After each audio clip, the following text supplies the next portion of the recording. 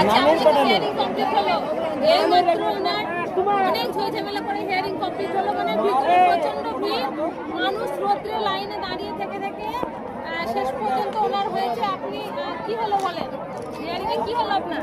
Hearing এ বলতে গেলে আমার যতটি যা কাগজপত্র ছিল সেগুলো ওনারা দেখলেন এবং যেটা প্রয়োজন মনে করলেন সেগুলো নিলেন এবং আমার একটা ছবি করলেন, এইভাবে বলে চলে যান। একটা এআরও সাহেব উনি একটা সিগনেচার ওই স্ট্যাম্প মার্ক সিল মেরে বের করেন। এই আরো স্যারের একটা সিল সহ সই আপনাকে করে দিয়েছেন, মানে ওটাই আর কি রিসিভ কপি। হ্যাঁ, যে আমি যে জমা দিলাম সেটা উনি রিসিভ করেন। আচ্ছা আচ্ছা। আর একটা বিষয় যে হিয়ারিং এর পরিবেশটা কেমন, এই যে লোকজন এখানে দাঁড়িয়ে আছে মাথায় কোনো তিরপলের ব্যবস্থা করে দেয়, এটা কেমন সরকারের? এটা অবশ্যই খারাপ দিক, কারণ এখানে অনেক দূর দূরান্ত থেকে মানুষ এসছে। আমাদের হাজিগঞ্জ গ্রাম বাড়ি আমাদের এই ব্লকের শেষ মাথায় বাড়ি শেষে, সেখানে প্রায় আমরা 20-22 কিলোমিটার দূর থেকে এসেছি এবং এখানে সবাই মায়েরা আছে এবং অনেক বয়স্ক মানুষ আছে যারা রৌদ্রে দাঁড়িয়ে আছে, অনেক রোদ এবং রৌদ্রে দাঁড়ানোর ফলে কী হচ্ছে যে তাদের অনেক শারীরিক অসুবিধার এবং অবনতির দেখা যাচ্ছে।